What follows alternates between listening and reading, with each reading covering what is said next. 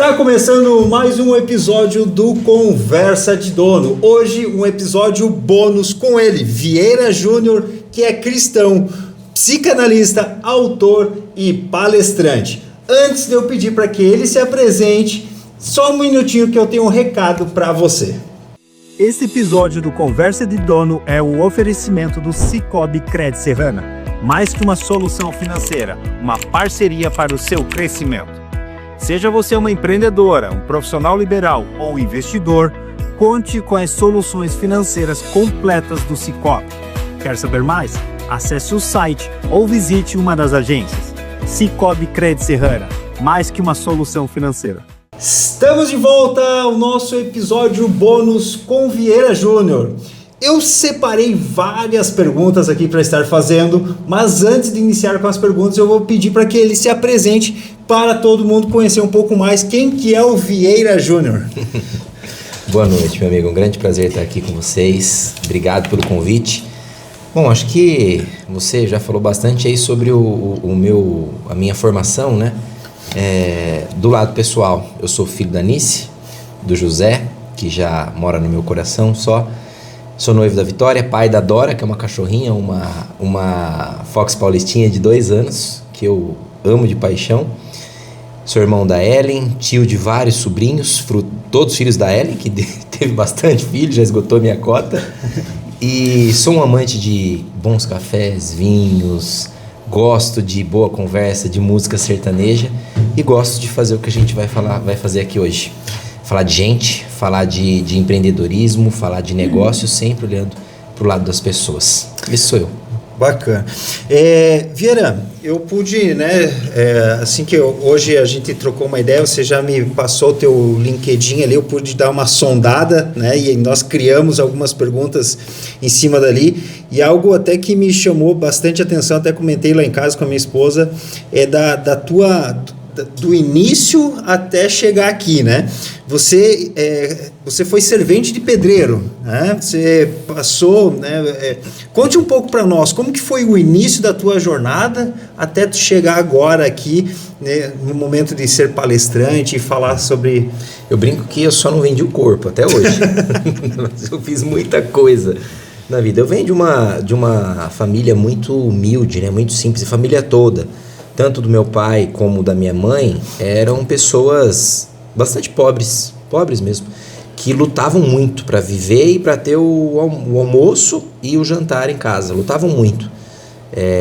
A gente tinha que lutar para ter água, para ter energia elétrica, não era fácil a vida. Então, eram vendedores, faxineiros, a minha família até hoje, eu tenho tias que ainda trabalham como faxineira, primas, sobrinhos, então a minha família ainda está em busca dessa independência financeira. Então eu comecei como a minha própria família, e não só a minha família, os meus amigos do bairro, os meus colegas, né? Não foi algo somente meu, eu fiz parte de um contexto.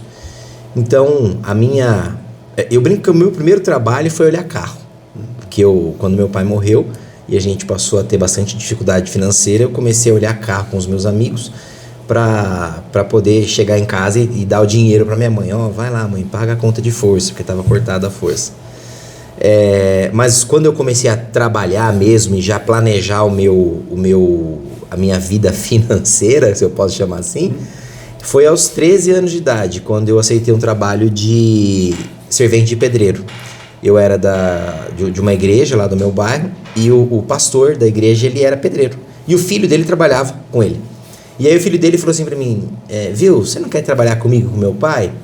E eu tava louco, morrendo de vontade de trabalhar, porque me incomodava chegar o sábado e o domingo e eu ter que pedir dinheiro pra minha mãe para comer um lanche. Então eu não pedia, e muitas vezes... lugar pobre, né? A gente ajudava, rachava, comia metade do lanche cada um e tudo mais. O negócio era estar entre os amigos. E ali eu vi uma oportunidade, porque ele ia me pagar R$5 por dia e eu não ia precisar parar de estudar. Então eu aceitei, né? Eu estudava durante a noite, estudava à noite e trabalhava durante o dia com ele como servente de pedreiro. Foi uma experiência muito boa para mim, assim, que que me ajudou a entender coisas básicas de uma casa, né? Eu falo que, nossa, é muito bom um homem trabalhar de pedreiro, depois fui trabalhar de eletricista, fui desmontar sofá, trabalhei fazendo muita coisa, vendendo coisas porta a porta. Aliás, vender porta a porta foi a pior experiência da minha vida. Não se deu bem nas vendas? Todo mundo me vê falando, dando palestra. Você seria um bom vendedor. Eu sou um péssimo vendedor. Eu não consigo vender água para você se você tiver com sede. Você compra de outra pessoa. A minha mãe e a minha família todas são ótimos vendedores. Todos. Eu não herdei isso. Eu herdei talvez a capacidade de comunicação, de falar. Mas pegar um produto e convencer alguém a comprar, nunca foi comigo. Então tentei trabalhar com a minha mãe, deu errado, deu muito errado.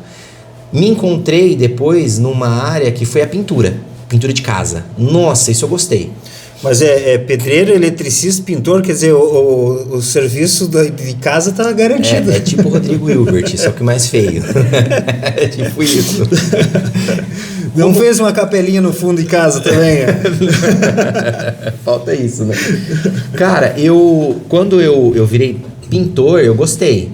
E tanto que eu comecei como ajudante, né? Sempre do pessoal da igreja ali do bairro. E aí...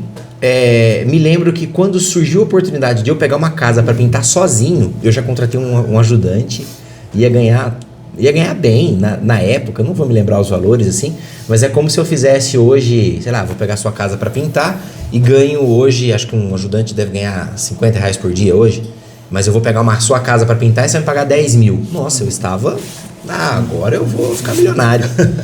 Quando eu peguei esse trabalho para fazer, que eu fechei o serviço, me surgiu uma alergia à tinta. Tá. E aí não pude, eu precisei tomar muita injeção e medicamento e tudo mais, tive que desistir. Fui trabalhar como desmontador de sofá. Nessa questão de desmontar sofá, eu comecei a trabalhar às 8 da noite, às 8 da manhã, parei ao meio-dia, fui parar no hospital, não aguentei, muito, muito pesado. Até hoje o pessoal me espera lá, acha que eu tô em horário de almoço, eu brinco. E depois saí disso, voltei pra pintura mesmo, tomando medicamento, e aí depois eu comecei a trabalhar já com carteira assinada. Eu contei agora dos 13 aos 18 anos. Com 18 anos eu já fui trabalhar com carteira assinada, e aí fiz muita coisa, lavei banheiro, sempre como auxiliar de alguma coisa. Nas fábricas faziam muito isso, não sei como está hoje, né? Auxiliar de serviços gerais. Se precisar cortar uma árvore, você corta. Se precisar lavar o banheiro, você lava. Trabalhei... Deveria ser auxiliar de serviços totais, né? Porque faz tudo. Tudo. Você é registrado para tudo.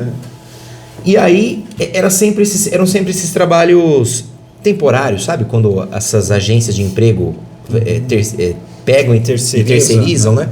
Então, ficava 2 meses num lugar, 2 meses em outro, 3 meses em outro, até que e sempre estudando, nunca abri mão disso, nunca abri mão. Porque eu venho de uma família que nunca estudou. Então, a pessoa que mais estudou na minha família até hoje fui eu. E eu fui o primeiro a romper com essa barreira. Até então era minha irmã que tinha mais estudado, 7ª série. E depois ela parou de estudar, engravidou muito cedo. Quando eu passei da 7ª série, eu já me senti um doutor dentro da minha família, né? Então, eu nunca abri mão de estudar. Falei, não, eu vou terminar a escola. Eu achava, inclusive, na minha cabeça, que o colegial era o fim. Eu pensava, não, eu vou terminar. Terminou, pronto, acabou, nunca mais estudo. Nem mal sabia que até hoje eu estudo e não estava só começando. Quando eu entrei, comecei a trabalhar numa multinacional lá em Americana, onde eu nasci, interior de São Paulo. Quando eu comecei a trabalhar nessa multinacional, eu fui forçado a mudar de escola, para continuar estudando à noite e trabalhar durante o dia. E eu fui para uma escola estadual chamada Escola Estadual Antônio Zanaga, que aqueles professores, embora fosse de um bairro considerado de favela, de periferia, aqueles professores, eles não trabalhavam só pelo salário, eles trabalhavam pela missão. Então, cito até hoje. Nem Isso sei era em qual cidade, Viana? Americana. Um bairro bem afastado do centro, né? Com muita prostituição, muito tráfico de drogas, muita violência, gravidez precoce. A minha irmã engravidou aos 15 anos, a filha dessa minha irmã engravidou aos 13 anos, e essa é a realidade das pessoas que vivem lá, né? É a realidade da maior parte das periferias do Brasil. Só que nessa escola tinha professores que usavam muitas vezes do próprio salário para manter a escola ativa. Então são professores que eu me lembro com muito carinho, né? Eu nem sei como eles estão hoje, por onde andam, mas me vem à cabeça a professora Estela, professora Jandineia. Nossa, pessoas que respiravam uma coisa que eu nunca tinha ouvido falar, chamada vestibular. E eu o quê? Faculdade? O que é esse negócio? Eu cheguei e não entendia, mas eles tiveram toda a paciência de explicar, embora eu já estivesse no último ano do ensino médio. E eu falei, então eu vou fazer esse negócio aí. Se é vestibular, e o que eu vou ser? Eu acho que eu quero falar em frente à câmera. E me inscrevi no Enem na época para rádio e TV, porque eu achava que quem fizesse rádio e TV ia apresentar o Jornal Nacional. Eu queria trabalhar em rádio e TV. Passei, fiz uma boa nota no Enem e consegui uma bolsa na Universidade Metodista lá de Piracicaba. Uma bolsa muito boa, eu pagava 30% do valor do curso. E eu me lembro que na hora que eu estava fazendo a matrícula, a moça falou assim, então você gosta de editar vídeo? Eu falei, não gosto disso não. Eu falei, eu quero apresentar o Jornal Nacional. Ela falou, então você tem que fazer jornalismo. Eu falei, então muda. Ela mudou na hora. E aí eu comecei a fazer o jornalismo. E aí, a partir daí minha vida já começou a mudar. Só que eu fiquei ainda trabalhando em chão de fábrica. A Santista, que eu estou citando, que foi a Santista Têxtil, onde eu comecei a minha carreira, me ajudou demais, né? Porque ela me abriu portas e me deu, embora eu trabalhasse em chão de fábrica, ela me deu experiências de entender como é um processo de uma empresa. Eu não usei o tempo de Santista, de multinacional, para simplesmente ser um peão de fábrica. Então eu passei a entender, desde quando chegava o algodão, né, que a gente tinha que destruir o algodão, depois ele passava por uma máquina que limpava todo esse algodão, depois esmiuçava ele, tornava ele numa espécie de corda, depois da corda virava uma linha, depois da linha ia para um cone, virava um cone de linha, desse cone de linha ia para tecelagem, da tecelagem ia para tintura. E quando eu percebi esse processo, eu falei assim, isso aqui vai ser o resto da vida. Então a Santista, ela me ensinou uma coisa que eu uso até hoje na minha vida. Pegou alguma coisa para fazer? Faz um processo. Se você estabelecer um processo de onde é o começo, o meio e o fim, nunca mais, não precisa mais você ficar trabalhando. Então isso me ajudou demais, inclusive quando eu virei gestor, lá na frente. Porque eu sempre pensava assim, um gestor não consegue ver 30 funcionários. Só que se ele colocar na cabeça dos funcionários o processo, ele nem precisa ver esses 30 funcionários.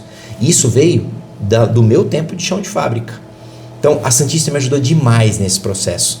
E também me ensinou que líder, quando sai da sala, funcionário que não gosta dele acaba com a vida do líder. É igual o jogador que destrói o técnico. Acaba. Na frente, grande chefe, você é lindo, você é maravilhoso. Por trás, a gente destruía a vida do líder. Não dava produção mesmo, boicotava. Eu fiz isso, muitas vezes, dentro do meu nível de consciência da época. E a Santista me ajudou muito também, porque foi lá que eu consegui pagar minha faculdade. Pagar a van que me levava para a faculdade. Foi ela que me deu uma oportunidade para ser mecânico. Eu saí do chão de fábrica e virei mecânico de manutenção. E aí você pergunta, Vieira, mas por que você virou mecânico? Só para não trabalhar de sábado e domingo, que eu trabalhava. E fui um péssimo mecânico, um péssimo, horrível, mas a empresa foi muito boa porque ela tinha uma gestão tão eficiente que ela colocava a pessoa dentro da habilidade que ela tinha. Então qual era a habilidade que eu tinha como técnico mecânico? Zero, eu nunca estudei mecânica, mas eu tinha uma coisa que eles percebiam, que era, eu não gostava de ser desafiado. Então toda vez que dizia assim, você não vai conseguir, eu virava no giraia. Então eles me olhavam para mim e falavam assim, precisa desmontar esse filtro, que era do tamanho de quase de um prédio, e limpar ele inteiro. Ninguém consegue, e duvido que você consiga. Eu fazia.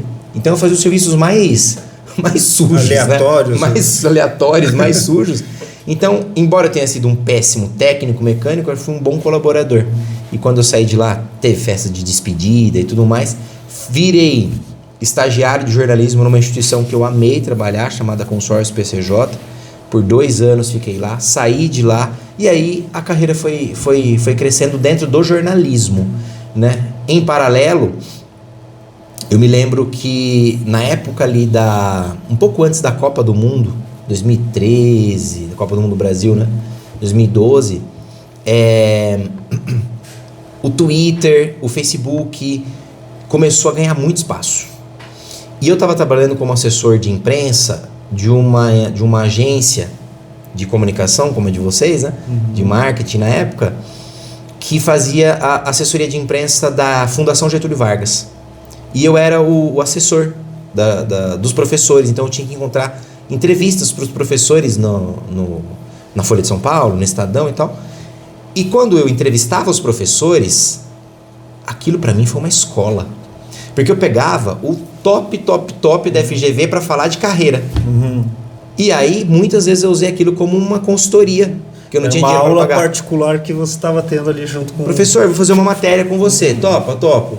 Professor, o que você acha quais profissões vão desaparecer daqui a uns anos? Aí eles, jornalismo. Eu falei, meu Deus. E o que você acha que tem? Eu já inventava uma outra pauta. Como fazer uma transição de carreira. Eles me ensinaram, dentro do meu trabalho, como fazer uma transição. Foi aí que eu fiz a minha primeira pós em administração de empresas. Foi essa pós que me levou a migrar do jornalismo para uma carreira mais administrativa. Eu fui trabalhar numa outra multinacional japonesa, em Piracicaba, chamada Hoje Papéis, e lá eu assumi o cargo de sustentabilidade, né? Fui trabalhar com sustentabilidade, porque os professores diziam que esse ia ser o futuro e tal, e ali eu me encontrei. Parei de fazer jornalismo, comecei a fazer só sustentabilidade, fiz muito projeto social, muito projeto de sustentabilidade. ESG, assim, nessa linha? Na época, ESG, eu tô falando de 2016... Não tinha o termo ESG, era sustentabilidade, meio ambiente. Então fiz muito projeto social, o que hoje é ESG, né? Nossa, ganhamos prêmios incríveis, assim, e o trabalho se destacou demais na região, porque a empresa gostava disso. E eu sempre tive muito isso comigo. Desculpa o gancho, mas foi onde você encontrou o Fabrício Soller? Fabrício Soller?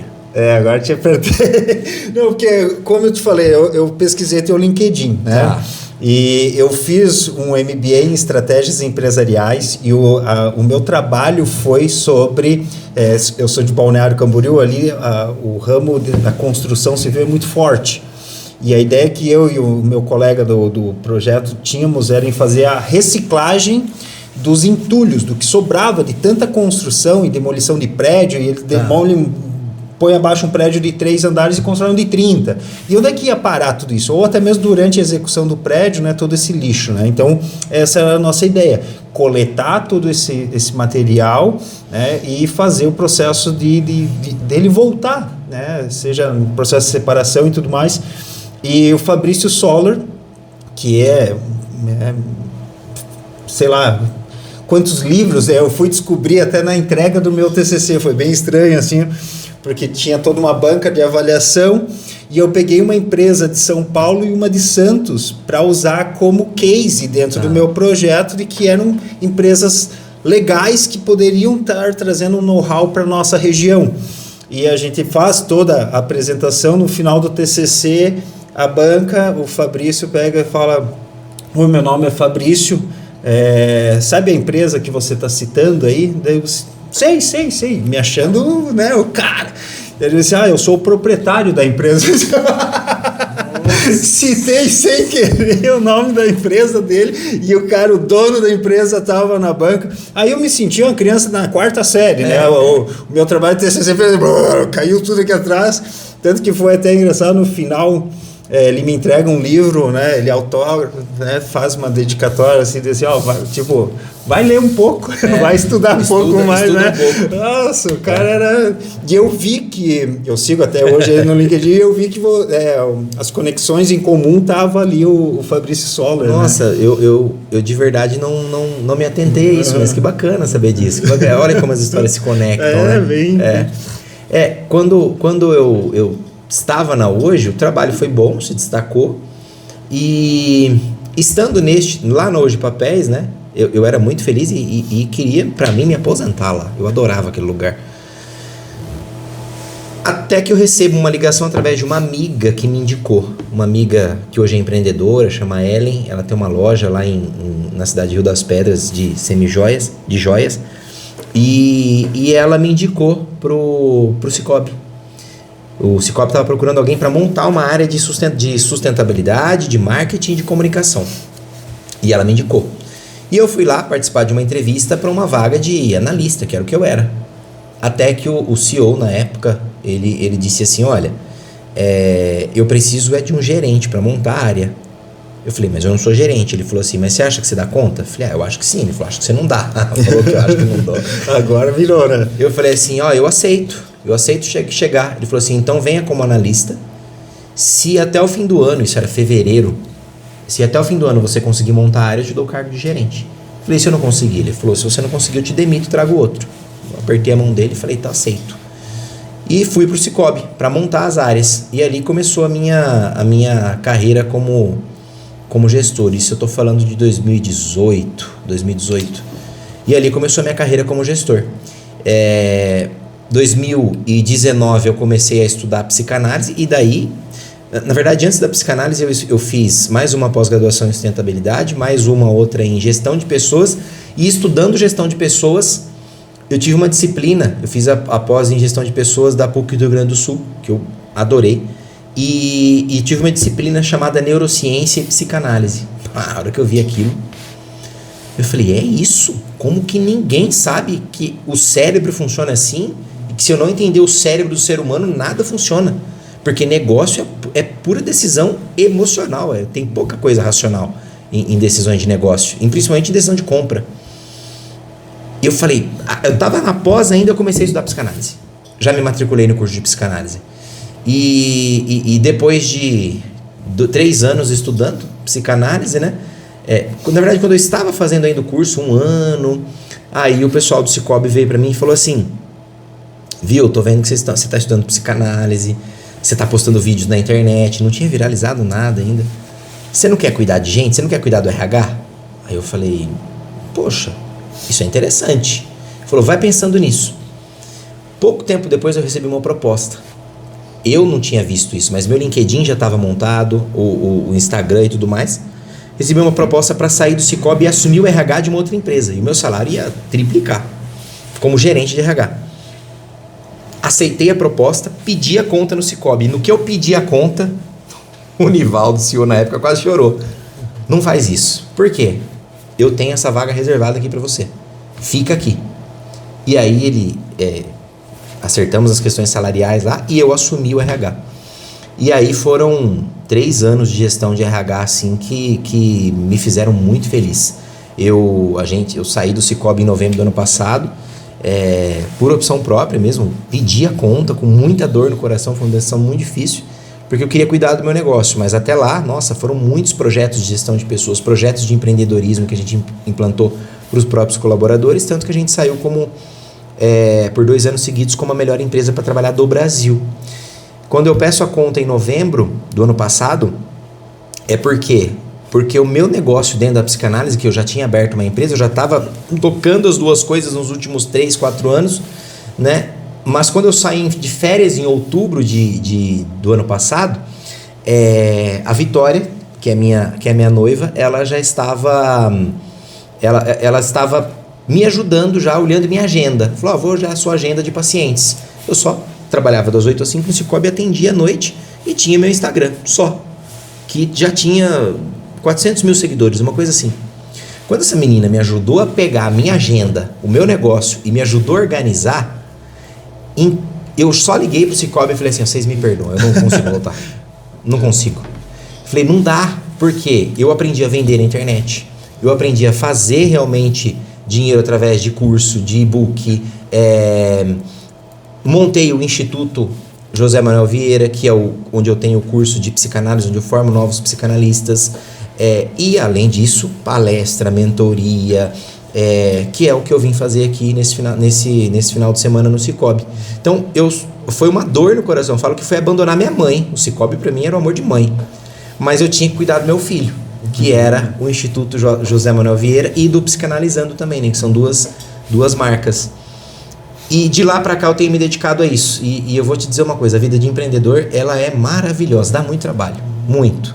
Mas ela é maravilhosa. E hoje eu aproveito muito da experiência que eu tive no mundo corporativo para ajudar pessoas, né, dentro do meu negócio que procuram por mentoria, procuram por terapia, ou os cursos, ou os livros. Eu uso muito dessa experiência do mundo corporativo para ajudar essas pessoas. Então tem aí 10 meses, dá mais ou menos, né? Que eu tô só com o meu próprio negócio. Empreendendo. E tem que ter um propósito forte, né? Eu anotei, aqui tu falou da neurociência, né? Neurociência no nosso segmento também, a questão do marketing é muito forte, né? Porque a gente pensa e tenta descobrir a mentalidade das pessoas para que a gente consiga impactar de alguma forma a marca, né? E uma outra coisa que eu anotei também, que eu percebi na tua fala, foi a questão da fé, né? Você falou desde cedo, lá quando você tinha 13 anos, né? Por auxílio até de um pastor, que você já frequentava a igreja, o teu perfil no Instagram, né? Tá lá cristão, né? Eu e minha esposa, lá em casa a gente vai também, até por sinal nós estamos fazendo um jejum, estamos 7 dias de jejum em propósito. Hoje tem uma refeição livre, depois aqui nós vamos sair comer alguma coisa. Mas você fala, né? Você expõe lá na tua bio essa questão de fé, né? Como que a espiritualidade e os seus valores cristãos influenciaram nas decisões profissionais e pessoal? Olha, é um tema que eu gosto muito de falar, porque assim, eu vejo que antes de ser empreendedor, antes de ser profissional, gerente, qualquer coisa, a gente é um ser humano, né? E o que vai dizer sobre o sucesso que você vai ter em qualquer coisa que você vai fazer são os valores que você carrega. E não tem livro no mundo, não tem livro. Eu não tô falando aqui como um cristão, eu tô falando como uma pessoa que estudou o tema com relação a comportamento e resultado que você consegue alcançar. Não tem livro no mundo que tenha valores de prosperidade tão fortes quanto a Bíblia. Provérbios. Você pode ler qualquer livro, você pode ler os livros do Vieira, você pode ler os livros do Pablo Marçal, você pode ler os livros lá do Daniel Goleman, de quem você quiser. Todos esses livros repetem o que Salomão falou. Todos esses livros repetem o que Jesus falou. Então, eu vou dar só um exemplo que você me perguntou, como que isso influenciou os seus valores? Eu fui ler, quando eu estudei psicanálise, neurociência, eu sempre estudei psicanálise e neurociência com um olhar assim, ó, eu já vi isso, eu cresci ouvindo isso. Porque, por exemplo, quando a psicanálise vai abordar o tema pornografia, e a neurociência também, qualquer tipo de vício, álcool, pornografia e tal, o que eles vão dizer? Olha, para você parar com esse comportamento que leva qualquer ser humano ao buraco, não tem como. Você bloqueia seu cérebro passa a viver só por dopamina e você não consegue mais pensar em outra coisa a não ser naquilo que você está vendo. Então a neurociência e a psicanálise vão dizer assim, para você se livrar desse comportamento, você tem que ter um corte seco. Não adianta assim, eu assisto 10 vezes por dia, vou assistir 5, depois 3, depois 2. Não, é vício. Corte seco, tipo ir no AA. É corte seco, joga todas as bebidas fora, para de assistir pornografia. Se é no celular, desfaz o celular, para com esse negócio. Se é Instagram, deleta o Instagram. E depois você passa por um tempo de abstinência, que é o tempo de sofrimento. E depois de 30 dias, geralmente, seu cérebro está limpo e você consegue sair disso. Agora, se você continuar vendo, o que vai acontecer? O seu cérebro vai cada vez mais entrando num modo de funcionamento em que ocitocina desregula, serotonina desregula, dopamina desregula, cortisol e adrenalina desregula. Desregulou isso aqui, eu tenho um ser humano que a gente fala que ele entra no modo penumbra. Ele vai para a escuridão porque ele não vê mais o mundo como ele é. Aí eu vendo uma aula dessa, eu falei, mas meu Jesus já falava disso. Se os seus olhos forem bons, todo o teu corpo terá luz. Você quer ter coisa boa na sua vida? Vê coisa boa. Porque o que entra por aqui altera completamente o que tem lá dentro. Aí a neurociência fala que tem que ter o corte, né? Jesus falou isso. Se o teu olho direito te faz mal, tira ele fora. É melhor você entrar no céu sem um olho do que ter os 2 olhos e não entrar. Se o seu braço direito te faz mal, tira ele, ou seja, faz um corte. O que você quer? Você quer continuar vivendo essa vida de prazeres baratos e entrar com os 2 olhos lá? Ou ir para o inferno com os 2 olhos, que é o que acontece com uma pessoa que está assistindo pornografia, ou que está viciada em álcool, ou que está viciada em drogas, ela vai inteirinha para o buraco. Ela vai inteirinha para o inferno. O inferno no sentido simbólico, não espiritual da coisa, né? A vida dela vira o inferno. Ou você quer viver uma vida plena, gostosa, boa de se viver, sabendo que nunca você vai ter o prazer de uma pessoa que se masturba vendo pornografia. Nunca você vai ter o prazer de uma pessoa que usa crack. Esses prazeres são os melhores prazeres da vida. Eles são bons, por isso viciam. Agora, é melhor não ter esse prazer, que é não ter o olho, mas viver o reino dos céus, que é a paz. Então, quando eu olho para os valores morais da Bíblia, eu não vejo só como uma questão de valores morais, de eu querer impor para o outro o que é certo, o que é errado. Não, é uma questão científica. Se eu ando dentro dos valores como diz Salomão, né? Não seja preguiçoso, levante cedo, não se dê ao exagero do vinho, não se dê ao exagero dos prazeres da vida, não se deite como ele diz lá, né? Com as meretrizes, valoriza teu pai, valoriza tua mãe, Como que esse ser humano vai dar errado na vida? Eu estou ensinando ele a ter bons comportamentos, boas práticas, ele vai ter boas atitudes. É impossível uma pessoa que inaugura hoje um bom comportamento, daqui a um ano ela está com a mesma vida. É impossível. Tanto que tem um livro que eu escrevi, né? Como destravar a sua vida em 365 dias. O que eu trabalho ali? Novos lugares, novas pessoas, vão te dar novos pensamentos, que vão te dar novos sentimentos, que vão te dar novas ideias e você vai passar a ter novos resultados. Agora, se eu continuo fazendo as mesmas coisas, é o que Jesus falou. Você vai com os 2 olhos bonitinhos. Teve um artigo que eu li, e aí não vou lembrar quem escreveu, mas que ela fala um pouco disso aí. Diz que nós estamos vivendo hoje o que nós plantamos há 5 anos atrás, né? Então, o que eu estou plantando hoje eu vou colher daqui 5 anos, né? A gente fica nesse ciclo ali. Mas aproveitar que pegar o pessoal que está nos assistindo aí, se você acredita que um propósito pode mover, pode te dar, né, questões de valores, ética, ou independente, se você tem um propósito de vida, comenta para nós aqui, deixa aí no vídeo aí, qual que é o seu propósito, tá? Vamos passar para o bloco 2, Vera. A conversa vai indo, vai conversando. Eu falo, não, olha isso foi só o bloco 1, olha quanto que eu falei. Enquanto isso eu vou pedir, dá um cliquezinho no mouse ali, só um cliquezinho. Ali, isso. Tava me agoniando esse negócio aqui no canto. Tá. Eu não vi, senão me agoniaria também. Eu tô com esse negócio, eu tô aqui travado com o olho aqui. Você começou, né, na parte de carreira em funções operacionais e foi crescendo, né, como você relatou aí, muito por conta dos estudos. Até uma coisa que eu trago a faculdade, né, que você comenta muito ali da dificuldade. Hoje o que é bíblico, né? Salomão. Busque conhecimento.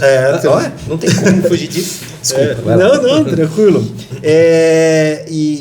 Eu vejo assim que hoje o acesso à faculdade ela está muito mais fácil também, né? Não sei como é que foi, independente se tu veio de um colégio público, de um colégio privado e tudo mais. Hoje o acesso, já não é um diferencial o cara ter uma faculdade. Isso é o mínimo hoje, né? Uma pós-graduação hoje talvez seja um diferencial, né? Um MBA, algo assim, né? Mas a faculdade hoje já é um básico devido à facilidade de você ter contato e acesso a ela, né? Qual que foi o papel da educação e do autoconhecimento na sua jornada? Você sabe que esse é um ponto interessantíssimo que você traz, porque o mundo da educação e o mundo profissional está mudando muito. Então, antigamente, você fazer uma faculdade, ele era praticamente a garantia de que você teria uma profissão boa, com um salário bom, e de que você seria respeitado. O diploma de nível superior era algo estratosférico antigamente, né? Acho que até a minha época, quando eu me formei, era uma coisa que transformava vidas como transformou a minha. Hoje, nós já vemos uma transição que ela é puxada principalmente pelas mídias digitais. Então, você pega, por exemplo, uma pessoa que se forma em administração, em jornalismo, ou psicologia, qualquer que seja o curso. Essa pessoa vai ter uma dificuldade muito grande de achar um primeiro trabalho que pague R$3.000 por mês, infelizmente. Ou que pague R$5.000 por mês. Vai ser muito difícil. É uma dificuldade muito grande. Soma-se a isso a qualidade da formação das nossas universidades. Não todas, mas nós temos hoje universidade de todos os tipos. Soma-se a isso a qualidade da formação do ensino médio das nossas escolas, né? Que entregam para as faculdades alunos que não sabem escrever, não sabem fazer conta, que não sabem o básico. Então a faculdade, na verdade, hoje no Brasil, ela se tornou um novo ensino médio, se a gente parar para olhar. E tem muitos estudos que mostram isso. Claro que não todas, eu não tô colocando nesse patamar, claro, ITA ou USP, não, jamais. Mas, ao mesmo tempo, quando eu olho para uma pessoa que vai fazer cursinho, que ela vai morar fora de casa, que ela vai ter que pagar apartamento porque passou numa federal e tudo mais, e ela se forma e ela vai para um mercado de trabalho brasileiro, onde ela vai disputar a vaga com quem fez a faculdade. E ser online não é sinônimo de ser ruim, mas uma faculdade ruim, online, ela vai disputar esse mercado de trabalho. E esse mercado de trabalho, o empreendedor vê que contratar você, que estudou lá no ITA, né, e contratar uma outra pessoa que fez essa faculdade ruim, e que ele pode pagar menos, ele acaba optando pelo que pode pagar menos. Então, hoje, fazer faculdade não é sinônimo mais de ter sucesso financeiro. A primeira coisa que eu digo para as pessoas, para quem me procura, devo ou não fazer faculdade? Eu digo assim, deve. Sempre deve fazer. Fazendo um cortezinho rapidinho, tem como é que é o nome? Fugiu o nome dele. É aquele que fala, você tem que ser 1% melhor todo dia, não importa a ferramenta que você tem. Como é que... O Cortella. Né? Tem uma palestra... Aqui do Pod. Isso, bem desse jeito. E tem uma palestra que ele traz uma situação de um rapaz que fala, mas tu viu lá que o cara do Facebook, ele abandonou a faculdade, né? Ele abandonou a faculdade e tudo mais. Daí ele chega e chama um menininho bem pertinho assim no ouvido dele. Qual faculdade ele abandonou? Aí o menininho não sabia, assim, né? Não sei, ele abandonou a faculdade, eu não vou fazer faculdade não presta pra nada, não vê que ele lá é rico, famoso e tal, não sei o quê. Daí ele vem de novo, assim, tu sabe qual que é a faculdade que ele abandonou? Aí o menininho, qual? Aí ele pega e dá-lhe um grito no ouvido, Harvard! Então, se um dia tu conseguir abandonar Harvard, aí beleza. É isso. Então, isso. O cara chegou a Harvard, né? As pessoas se comparam com gênios, né? Eu não vou me comparar com... O cara é um cara fora da curva e é um em... Isso. Quantos milhões? Eu não vou me comparar com o Silvio Santos, que era camelô e virou o que virou. Eu não sou o Silvio Santos. Mas o ponto, eu acho que é exatamente esse.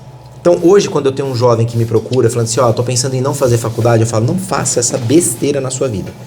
Mas eu vou fazer faculdade e não vou conseguir ganhar R$3.000. Mas pare de atrelar, eu acho que esse que é o ponto. Nós, no Brasil, nós somos, por sermos um país que não está ainda muito desenvolvido do ponto de vista de educação e tudo mais, a gente atrela educação a dinheiro, o que não tem nada a ver. Então, a gente precisa começar a ensinar as nossas novas gerações que dinheiro você vai conquistar trabalhando. Educação você se conquista estudando. De nada vai adiantar você ser, e eu vou pedir perdão para ela se vir isso um dia, uma Virgínia, milionária, mas que não tem condições de administrar a própria riqueza que tem, porque não tem riqueza cultural para administrar. Posso citar, por exemplo, o maior astro brasileiro do momento, Neymar. Quando nós, psicanalistas, olhamos para essas figuras, nós vemos tristeza. Por quê? Eu preciso fazer com que um ser humano evolua do ponto de vista financeiro, ao mesmo tempo que ele evolui do ponto de vista intelectual. O que é felicidade? É você fazer com que essas duas coisas caminhem. Eu posso ganhar 10 mil reais por mês, e se o meu nível intelectual acompanhou isso, eu sou mais feliz que o Neymar, que tem bilhões, talvez quase trilhões na conta, mas que não consegue lidar com a dor de ter tudo que tem, porque isso também é uma dor, e não ter mais desejos. Quais desejos ele tem? Quais objetivos tem? O carro do Batman. Aí você cai no carro do Batman. Aí você cai no estar em Paris e não ser feliz. Cai em estar em Barcelona e não ser feliz. Então, o que é preciso dizer é, a faculdade, ela não é e não será para os próximos anos sinônimo de sucesso profissional, mas ela é fundamental para que esta pessoa que um dia trabalhando, porque o trabalho está mudando, um dia trabalhando em mídia social, ganhando milhões como a Virgínia, ou como o Neymar, ou como o Whindersson Nunes, por exemplo, que estoura só na internet e vende os seus produtos. A internet vai ser o caminho do trabalho e você não vai precisar fazer faculdade para isso.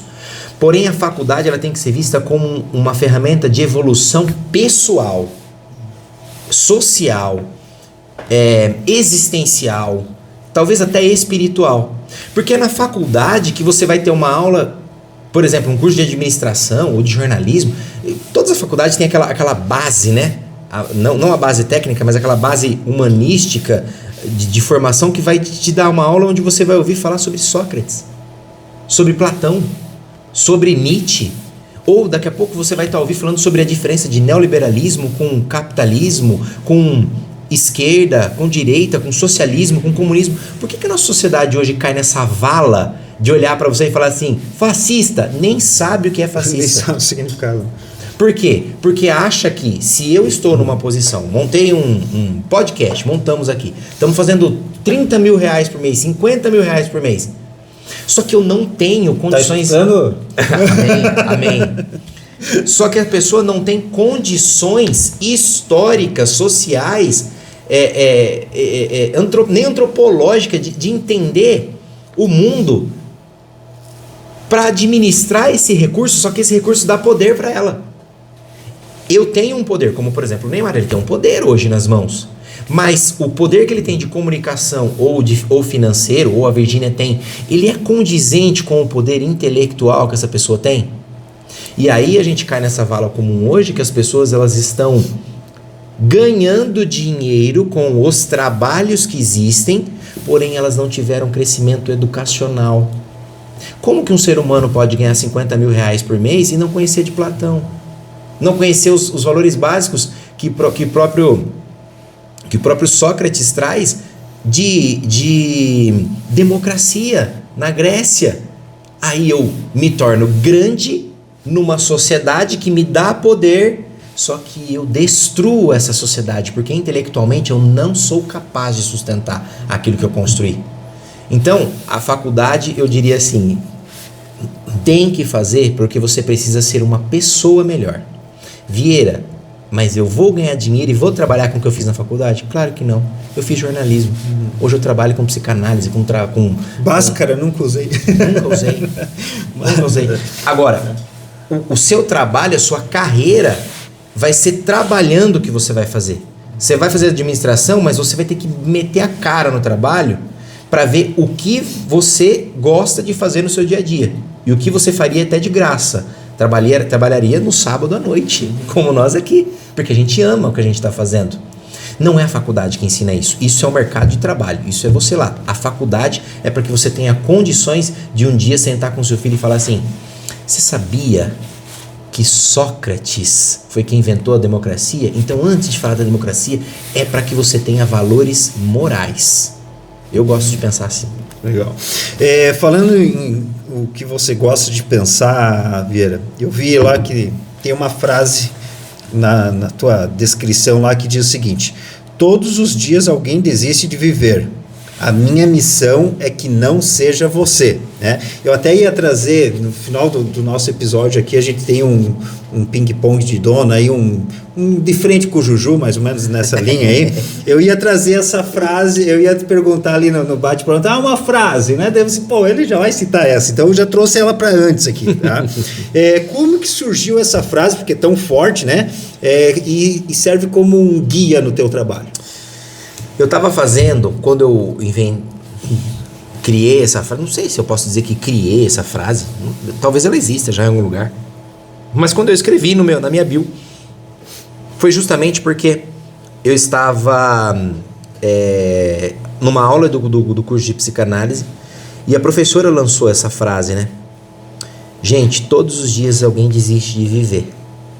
A nossa missão como psicanalista é impedir isso. Ela deu essa aula e falou isso. E aquilo mexeu demais comigo. E aí eu, no dia seguinte, abri meu Instagram e escrevi isso.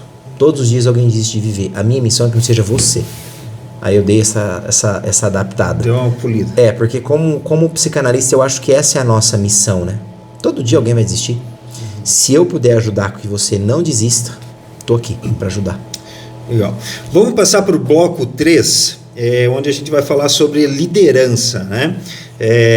No Cicobi ali você liderou muitas pessoas com foco principalmente na parte de cultura organizacional, que você era gestor do RH ali, né? Que práticas, passando um pouco para quem nos acompanha aqui no nosso perfil, no nosso canal, que práticas você aplicou para transformar os ambientes e resultados? Eu acho que a principal coisa da gente falar aqui, tem muita prática, mas eu acho que a primeira de todas foi mudar a visão dos diretores, presidentes e tudo mais, de eles entenderem que o negócio só acontece se duas pessoas sentarem e fechar esse negócio. É só assim, não existe negócio fechado por robô ainda, né? Embora existam aí os investimentos e tudo mais, mas ainda nós temos que ter pessoas olhando e fechando esses negócios. Quando eles entenderam isso, partimos para o segundo lado. Essas pessoas precisam estar bem para negociar e para fazer as coisas. Então nós precisamos cuidar das pessoas. Uma pessoa feliz produz, entrega e faz muito mais do que ela se proporia fazer se ela estivesse triste. Se eu estivesse hoje extremamente insatisfeito com a palestra que eu dei, se você estivesse extremamente insatisfeito com o trabalho que você executou lá, né, com as fotos e tudo mais, com a cobertura, muito provavelmente a gente não estaria aqui, ou estaria com uma cara bem ruim. Não estaremos nos dedicando tanto. Porque eu brinco que só cantor sertanejo produz coisa boa na tristeza. Só. O resto não produz triste. Triste ninguém produz, a gente gosta de comer triste. Só. Ou seja, eu preciso cuidar dessas pessoas. Pronto. Eu acho que essas duas coisas, aí, meu amigo, vem da criatividade. O que nós criamos no Cicobi? Eu posso citar coisas muito, muito simples que qualquer empresário pode fazer na sua empresa. Teve um programa que a gente criou chamado RH na área. O que era RH na área? Eu, gestor de RH, junto com o CEO, íamos nas áreas uma vez por semana, claro que não em todas, né? Escolhíamos uma área na semana ou a cada 15 dias, sentava com todo mundo e falava assim, é o seguinte, hoje nós não vamos falar de negócio, não vai falar de venda de consórcio, não, nós vamos falar de vocês, como é que tá em casa? As pessoas assustavam, por quê? Você quer saber como que tá em casa? Isso, quero saber o nome do seu filho, quero saber o nome do seu pai. E a gente começou a descobrir coisas incríveis. Puxa, meu filho tem uma deficiência. Ou meu pai tá com câncer. Minha esposa tá em casa grávida com uma gravidez de risco. E a gente começa a acolher essas pessoas. Gente, não gastamos R$1, tá? É só assim, puxa, o que eu posso fazer para te ajudar? Não, nossa, se eu pudesse entrar talvez na segunda-feira às 8h30, não às 8, só para dar tempo de eu deixar o meu filho lá com a cuidadora dele e tudo mais. Sabe o que a gente ganha dessa pessoa? Fidelidade. Ela deixa de ser funcionária e passa a ser uma admiradora da empresa. Ela passa a ser uma fã. E passando a ser uma fã, por quê? Porque eu não aumentei o salário dela. Porque salário, benefício, tudo isso já está lá no contrato de trabalho.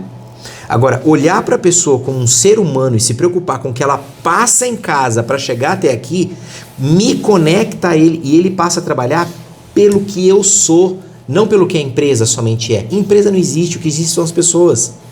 Um psicanalizando, um CNPJ lá, se eu morrer ele deixa de existir, sou eu psicanalizando. Qualquer empresa, o Cicobi, se as pessoas abandonarem, a empresa deixa de existir, é fantasia, tanto que a gente até chama de nome fantasia. Então, quando eu me conecto com as pessoas, elas passam a querer fazer mais por gratidão. Vieira, e quando isso não acontece? Esse é o funcionário ruim, esse você não tem que ficar perdendo muito tempo. Esse manda embora. Esse tem que mandar embora, deixa ele fazer a terapia dele e crescer sozinho. Então, essa foi uma prática interessante. Outra prática que eu posso dizer que é muito simples, mas dá muito resultado. Põe um pão com mortadela no café da manhã desses funcionários. Quase ninguém consegue tomar café da manhã em casa por conta da correria, por causa do ônibus. Ninguém consegue, é difícil. Faz um café preto, põe um pão, põe a mortadela e de vez em quando ele vai falar assim, gente, amanhã quem quer trazer um pão de queijo? Todo mundo se reúne. Cria esse senso de comunidade mesmo dentro do trabalho. Pode criar, não vai atrapalhar não, vai melhorar. Ninguém trabalha com fome. Esse é um outro... Tem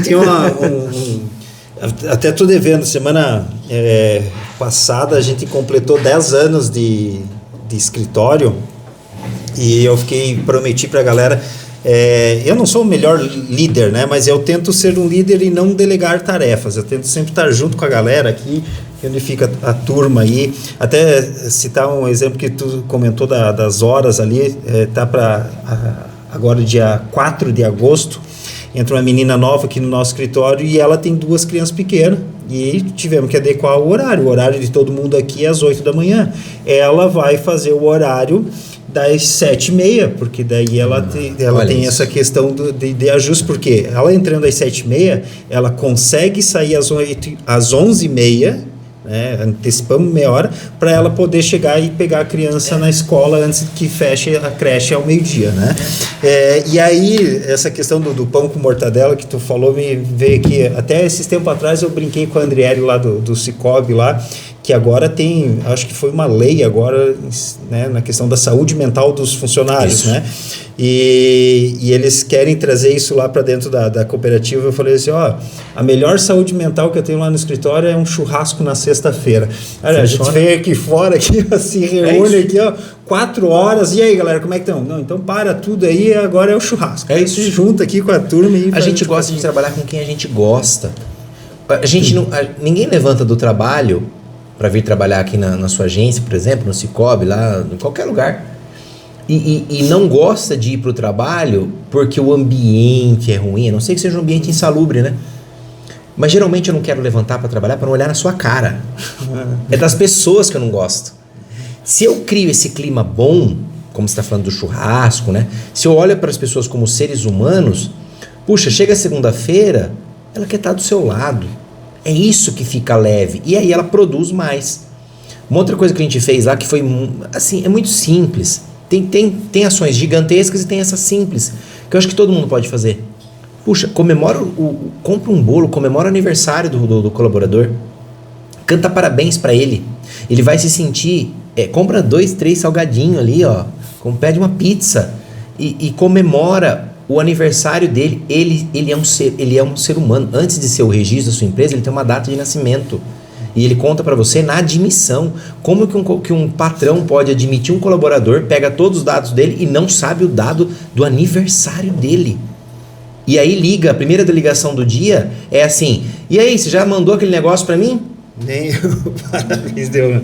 Cara, essa pessoa, ela sabe que a relação que existe ali não é uma relação humana, é uma relação de negócio, e ela vai te tratar assim também. Então, você não vai ter o melhor dessa pessoa, você vai ter sempre o básico. E tem uma coisa que a psicanálise e a neurociência pregam, que é muito assim, todo mundo se esforça só o básico quando não gosta do outro. Só o basiquinho, tá? Só o basiquinho. Quando que você mais se esforça num relacionamento? Quando você quer conquistar a pessoa. Depois que você conquistou, você vai fazer o basiquinho. porque você já está seguro. Eu acho que o grande desafio do empreendedor é você ser conquistado e conquistar todos os dias esses colaboradores. Ai, Vieira, mas que trabalho que dá. Entrega currículo, vai trabalhar de CLT, empreendedor, é isso?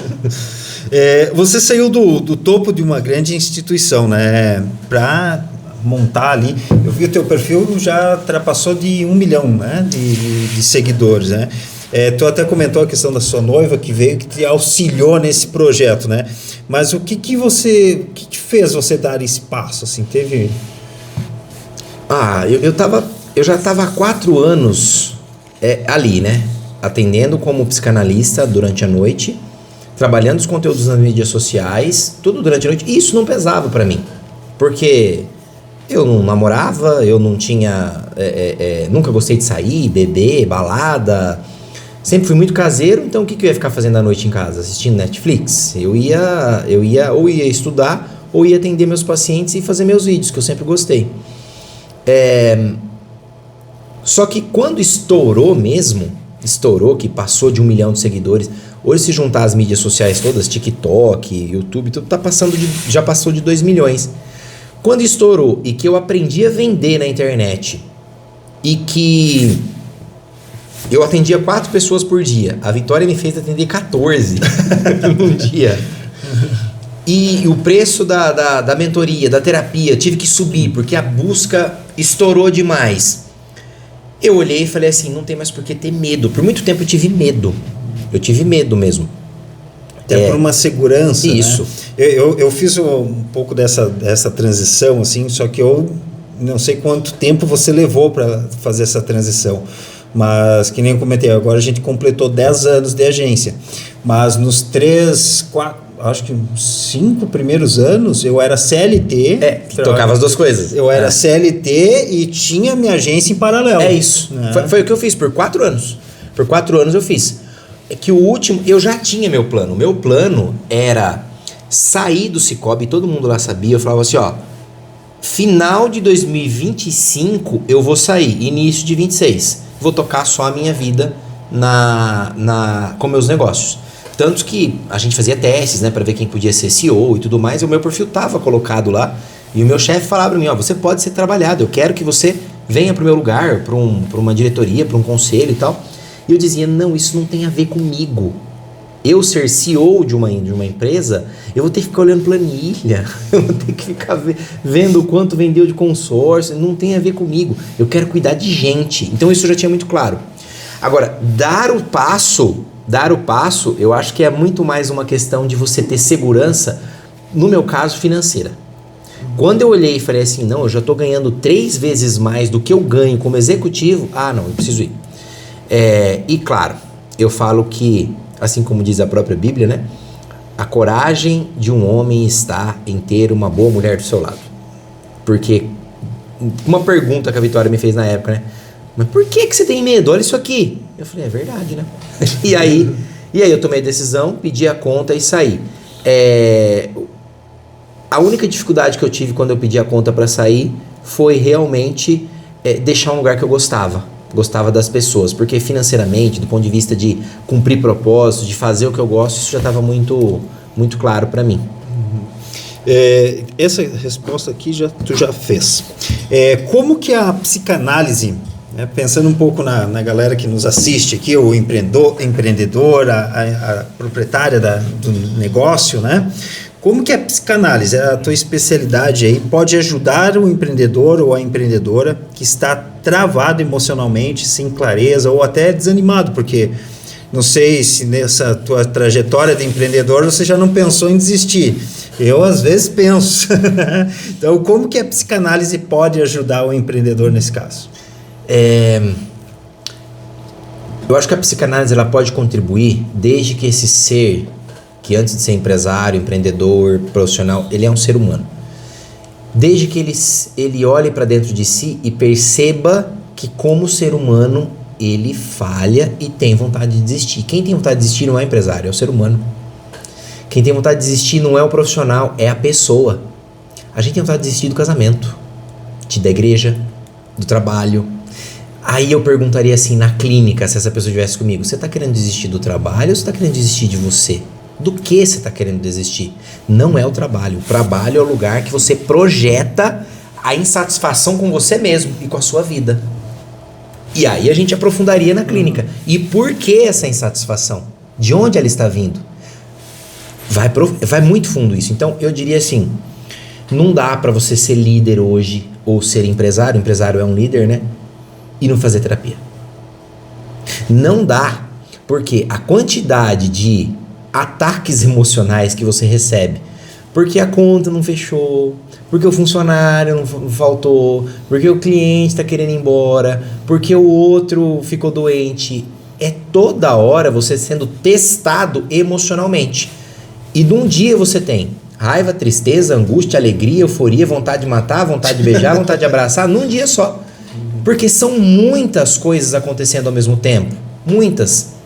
Se você não tiver um lugar onde você consiga olhar para você mesmo, e eu acho que a terapia é o lugar mais adequado para isso, quando que você vai fazer isso? O que vai acontecer é que você vai passar por esse dia, vai chegar em casa falando assim, tô morto, vai dormir, vai acordar cansado. E o nome disso não é cansaço, é estresse. Qual que é a diferença do cansaço por estresse? Que todo empreendedor tem e todo líder vai ter. Cansado. Fui lá numa discoteca, numa balada, fui jogar bola, me entreguei lá, moí, dormi, acordei bem. Isso é cansaço.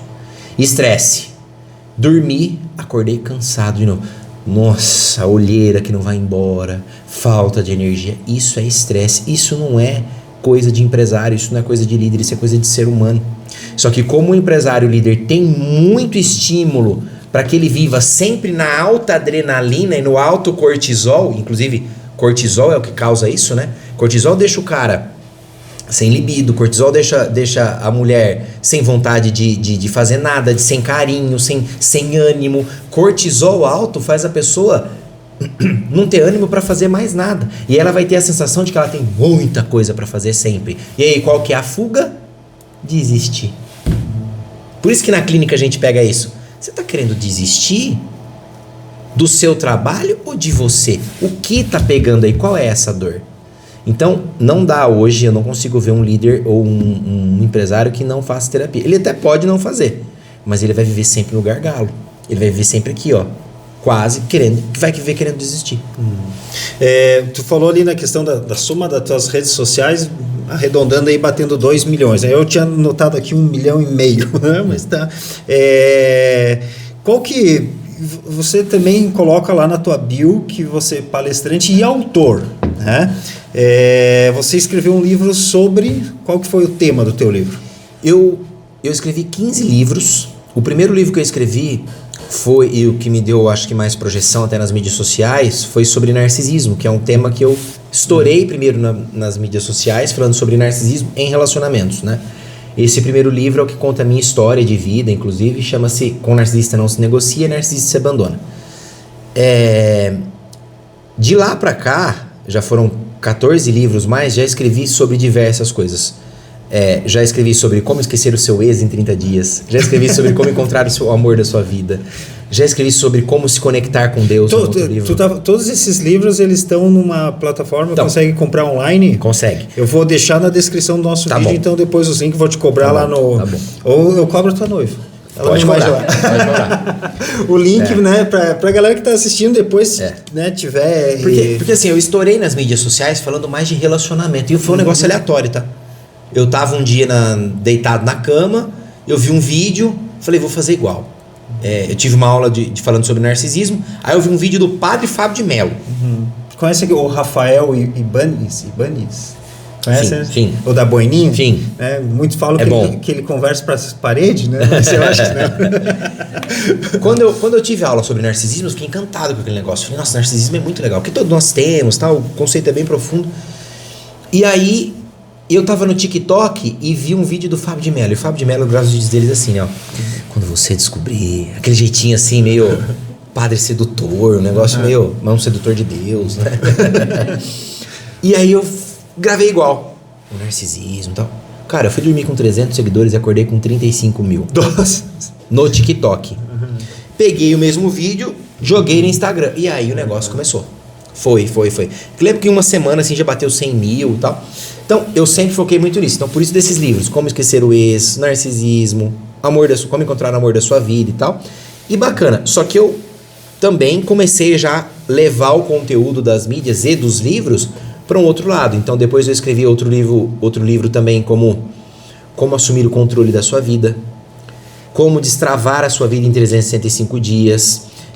Acabei de lançar um agora sobre a morte da liderança, onde eu falo só sobre liderança, né? Ou a morte do conceito de liderança. Escrevi um livro que eu me orgulho muito de ter escrito, que fala sobre traumas de infância, como você supera eles, que se chama A Culpa é dos Seus Pais.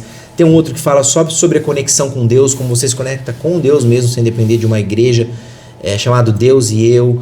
E tem os livros mais técnicos aí da psicanálise, né? Como interpretação de sonhos, neuroses. Então tem 15 livros. Quem quiser saber mais, tem lá no meu site, institutojmv.com.br. Lá tem todos. Tu falou ali da questão desse teu vídeo, né? Que você fez ali meio estilo sedutor e tal.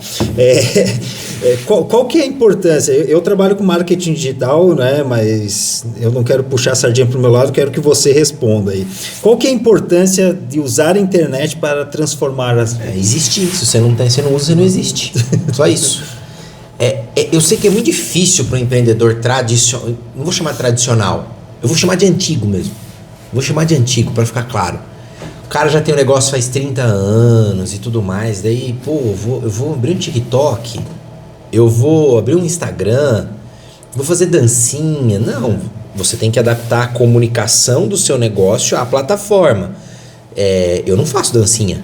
É isso que eu ia até comentar. Assim, a gente tem, por vezes, até eu sou o garoto, né? Porque é algo que eu trago muito até nas palestras ou nas aulas, que eu sou professor à noite, né? A gente comenta bastante, assim. Eu não sei se lá para tua região lá de São Paulo e tal, ele é tão famoso assim, mas, por exemplo, quando eu penso nas lojas Havan, cara, não é a estátua lá da frente, é o careca que vem na frente. E a estátua é muito maior que ele. E ele que aparece. Tu pensa Magalu, vem a Trajano. Exatamente. Tu pensa CIMED, vem o cara lá do jatinho, exatamente, né? Então, as redes sociais hoje, eu vejo muito disso, né? Isso. Não necessariamente, por exemplo, o nicho, o segmento das lojas Havan, ele pode fazer aquelas brincadeiras que ele faz, porque ele permite aquilo, né? Já um profissional médico, especialista, ou, por exemplo, um advogado, cara, eu às vezes até vejo, e o Whindersson Nunes, se não me engano, num evento dele, num show, ele comenta sobre isso também, que ele pediram para ele o perfil de um advogado. Tu conhece um advogado para nos indicar? E aí ele pega e indica um advogado amigo dele, né? Tem um perfil do cara lá e tal, não sei o quê. E aí ele diz assim, cara, tu não sabe a vergonha que eu passei, porque no primeiro vídeo do advogado lá tá o advogado, Frisa, quem matou o Curirim? Desse, cara, ele não é conteúdo para um advogado, não, né? Então, depende muito da forma que você vai se posicionar. É que assim, o empreendedor mais antigo, ele tem que entender que estar na mídia social não é porque é legal. É porque em breve, hoje já praticamente, não é? Mas depende muito da região. Mas em breve vai ser o único meio que você vai ter para falar com o seu público. A gente ainda tem em algumas cidades, por exemplo, jornal, que tem alguma relevância bem pequena, mas rádio, TV, mas as novas gerações, e quando eu falo, eu nem gosto muito de usar esse termo, novas gerações, a sociedade atual, das pessoas que têm 40 menos, não perde mais tempo de assistir televisão, de ouvir rádio ou de ler um jornal. E a população economicamente ativa que mais consome não é a galera de 50 mais, a de 50 mais quer economizar, está aposentando. Quem consome são os 40 menos que já está o tempo inteiro com o celular na mão. Então é ali que você tem que falar do seu produto. Em breve não vai mais ter outro lugar, porque esses de 40 daqui 10 anos vão ter 50, e os que têm 10 hoje vão ter 20, e os de 10 hoje, imagina que eles querem assistir uma televisão. As TVs hoje você compra, ela nem dá, antigamente você ligava a TV, né, já começava programação para TV aberta, para encontrar na antena. Agora vem os aplicativos. Então, o empreendedor ele precisa entender que estar ali é uma questão de comunicar-se com o seu consumidor. E a forma de você se comunicar com o seu consumidor, eu falo que hoje existe, acho que é o João Branco que ele fala que é assim, ó, desmarketize-se. Não sei se você já leu alguma coisa dele. Eu adoro muito esse conceito, porque eu sempre preguei muito isso, inclusive quando eu trabalhava no Cicobi, que é assim, ó, você está assistindo novela. Começou o intervalo, a propaganda, o que você faz? Você vai embora. Você tá no YouTube, começou lá a propaganda, vocês fazem o quê? Já vai na hora, 4, 3, pular. Eu falo que o profissional de marketing hoje é difícil você ser de marketing. Eu sou de comunicação, né? Eu falo que é como você ser um artista que todo mundo tá pagando para não ver o seu quadro. Porque as pessoas, elas assinam o YouTube para não ver a propaganda. Assinam o Spotify para não ver a propaganda. Então, o modo de fazer marketing, ele mudou. As pessoas não querem mais assim, ó, enquanto a gente está aqui, olá, agora o Psicanalizando vai falar sobre como você pode cuidar da sua saúde mental. O Psicanalizando. As pessoas já falam, como que as pessoas gostam de se conectar com o Psicanalizando, com o Instituto JMV? Eu tenho certeza que alguém que está assistindo essa entrevista agora está falando assim, cara, acho que eu vou estudar psicanálise. É o conteúdo que encanta hoje. A pessoa não compra mais antes, isso é um comportamento da sociedade que mudou. A gente entra num Mercado Livre, numa Shopee para comprar, a gente não compra com base na foto que o próprio anunciante postou. A gente faz o quê? A gente vai na foto dos outros para ver se é verdade. E nos comentários. E depois eu vou num outro vídeo de gente que já comprou, que já usou. Por quê?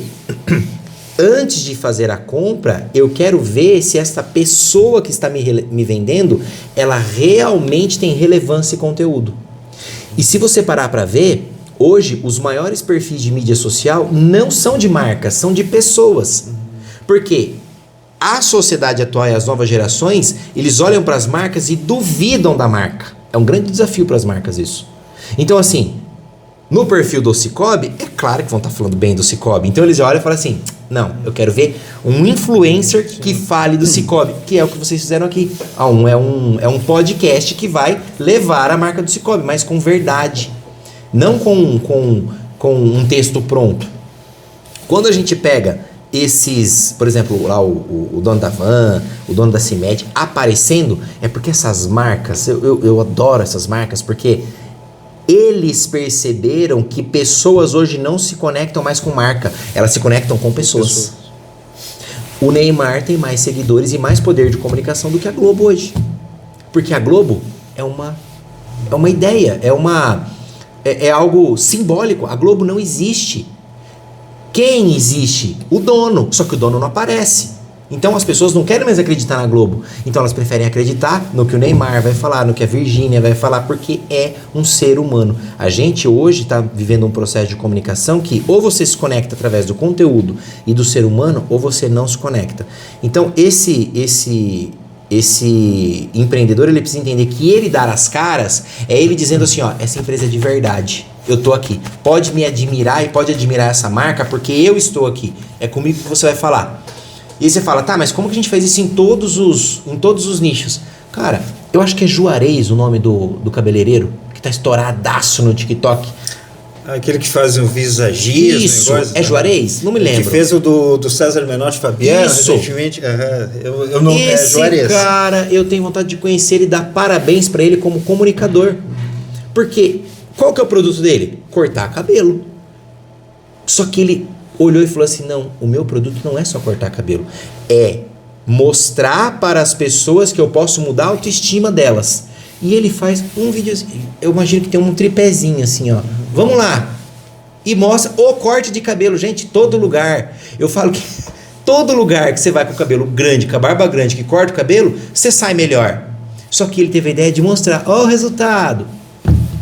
Deve estar uns 20 pau hoje um corte com o homem. O cara olha e fala assim, quero cortar o cabelo com ele. Eu tô louco pra querer lá cortar o cabelo com ele. Tô juntando dinheiro, fazer um consórcio na Cicobi, logo vou cortar o cabelo. Porque agora eu quero cortar com ele. Com ele.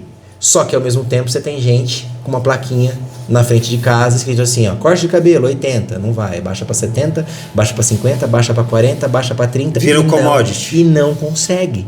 Porque não entendeu que a questão não é o corte de cabelo, é com quem eu corto o cabelo. Isso vale para dentista, para médico, para psicanalista, para todo mundo. Tem uma influenciadora no meio aí do nail designer, não vou lembrar o nome da mulher, mas ela cobra R$8.000 para pintar unha. Só que garanto que é agenda lotada. Você não vai, né? tá, amor? Você não vai, tá? Não dá. Vieira, tá bem bacana a nossa conversa aqui, mas essa última pergunta aqui vamos deixar, porque na nossa conversa aqui a gente já acabou resolvendo, vamos dizer assim, né, que era realmente de como que os empreendedores ou líderes, né, podem se gerar autoridade dentro das redes sociais, e a gente acabou falando já aqui. Então, vamos passar direto aí para o nosso último bloco, que é o bloco do ping-pong que eu comentei ali antes, tá? Eu vou te mandar aqui umas perguntinhas rápidas e tu na me responde. Parede, né? É a hora de fritar o convidado, né? Então, vamos lá. Um hábito que mudou a sua vida? Ir à igreja. Uma frase que você carrega para sempre? Então Ana orou e disse: o Senhor empobrece e enriquece, abaixa e também exalta. Aqui eu sei a resposta. Um livro que todo empreendedor deve ler? A Bíblia, principalmente os ensinamentos de Jesus, que foi o maior líder de todos os tempos. O que é sucesso para você hoje? Sucesso é ver minha mãe sorrir, minha noiva sorrir, minha cachorrinha me lamber e tá em paz em casa. É algo pessoal, não é profissional, é pessoal. Nossa última, uma missão que ainda quer cumprir? Ser pai. Chegamos ao final do nosso episódio de hoje, o episódio bônus com o Vieira, que está aqui diretamente de São Paulo para falar conosco. Ele veio aqui para a nossa cidade de Lages, onde teve uma palestra junto com o Cicobi. Acredito que você também gostou bastante, eu adorei essa conversa. Então, não esquece, já vai aqui na descrição do episódio, vou deixar Instagram, TikTok, os livros dele aqui abaixo para que você também possa conhecer e adquirir. Vera, se você quiser, tem um minutinho aí para... Mas agradecer mesmo, voou isso aqui, né? Parece que começamos agora. Agradecer o convite. Quem quiser conhecer mais, quem quiser estudar psicanálise, quem quiser conhecer mais sobre o universo, institutojmv.com.br. Vai ser um prazer. Valeu! Valeu, pessoal! Até o próximo! Deu boa! Caramba, né? Legal, a gente vai soltando, né? Se traz um vinho aqui, vai até 10 horas da noite.